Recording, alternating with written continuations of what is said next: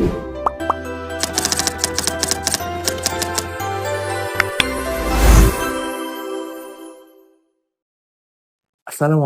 warahmatullahi wabarakatuh.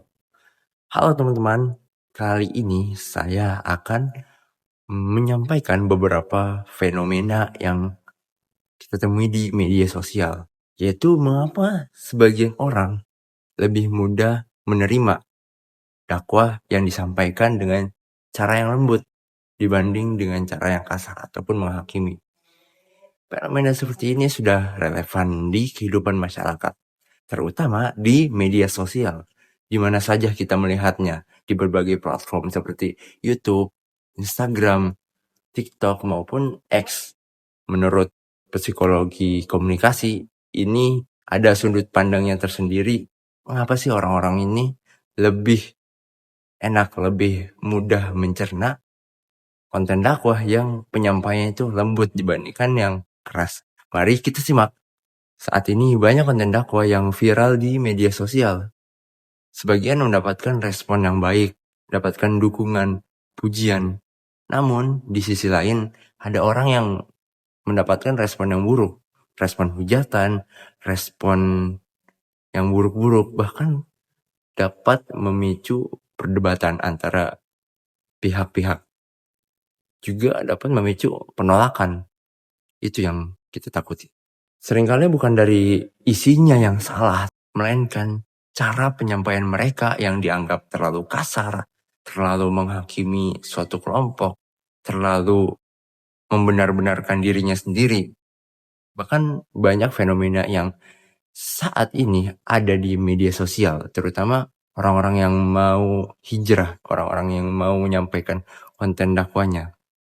Nggak sedikit, pasti ada aja komen yang seperti ini. Ibadahnya baru kemarin udah sok-sokan menasihati. Percuma hijrah kalau kelakuannya masih seperti itu. Komentar-komentar seperti inilah yang dapat membuat seseorang tersudut, malu, bahkan enggan untuk melakukan proses perbaikannya. Di sisi lain, ada juga konten dakwah yang penyampaiannya dengan penuh santun, penuh empati, penuh ajakan tanpa memaksa. Nah, konten seperti inilah umumnya lebih mudah diterima oleh berbagai kalangan di luar sana. Dan mengapa hal ini bisa terjadi? Dalam psikologi komunikasi, terdapat beberapa konsep yang dapat mendukung fenomena seperti ini. Pertama, persepsi terhadap komunikator. Sebelum menerima isi pesan, biasanya audiens itu menilai siapa sih yang menyampaikan pesan ini. Dan bagaimana sih orang yang menyampaikan pesan ini. Nah, ketika seseorang pendakwa ini terlihat ramah, baik orangnya, ataupun public figure yang namanya sudah di mana-mana, sudah baik namanya, sudah harum namanya, itu akan lebih mudah diterima, akan lebih mudah dicerna oleh banyak orang. Sedangkan kebalikannya, justru orang-orang yang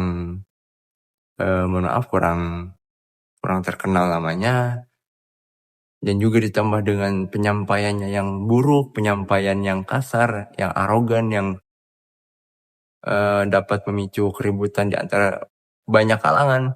Itulah yang konten yang mungkin tidak diterima. Artinya, keberhasilan dakwah itu bukan tergantung hanya dari isi pesannya aja, tapi juga kepada sosok penyampaian dakwah ini. Jadi orangnya seperti apa di mata perspektif masyarakat.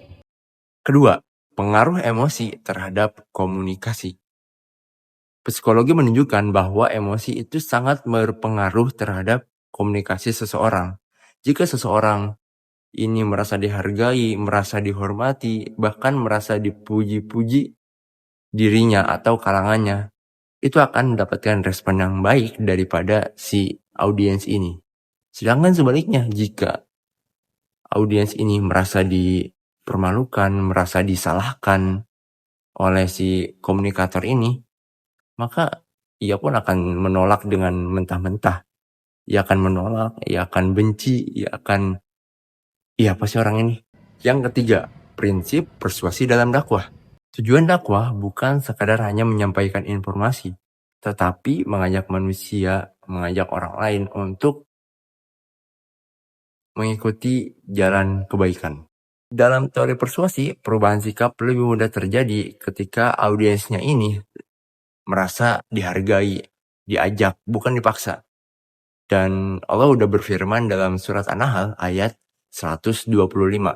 A'udzubillahi minasyaitonirrajim.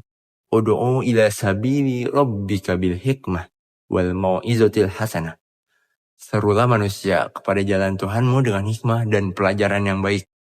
Ayat ini menunjukkan bahwa kelembutan dalam komunikasi, kebijaksanaan dalam komunikasi, merupakan bagian penting dalam komunikasi dakwah.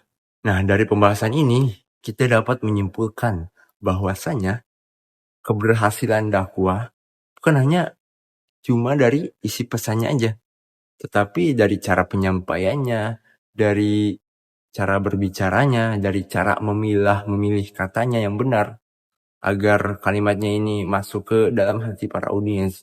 Melalui perspektif psikologi komunikasi, kita melihat bahwa persepsi terhadap komunikator ini bukan hanya dari isinya saja, tetapi juga dari cara dia berbicaranya, dari cara dia menyampaikan kalimat-kalimat dengan penuh ajakan, bukan paksaan, bukan kalimat-kalimat yang kasar, tapi kalimat yang lembut yang dapat menusuk ke hati audiens. Nah, oleh karena itu, kita sebagai seorang muslim perlu belajar untuk menyampaikan pesan dengan benar, mengelola tata komunikasi agar apa? Agar apapun itu yang kita sampaikan itu dapat berpengaruh kepada orang-orang. Karena kadang bukan pesannya yang ditolak, tapi cara penyampaiannya tidak diterima oleh berbagai kalangan. Sekian dari saya. Wassalamualaikum warahmatullahi wabarakatuh.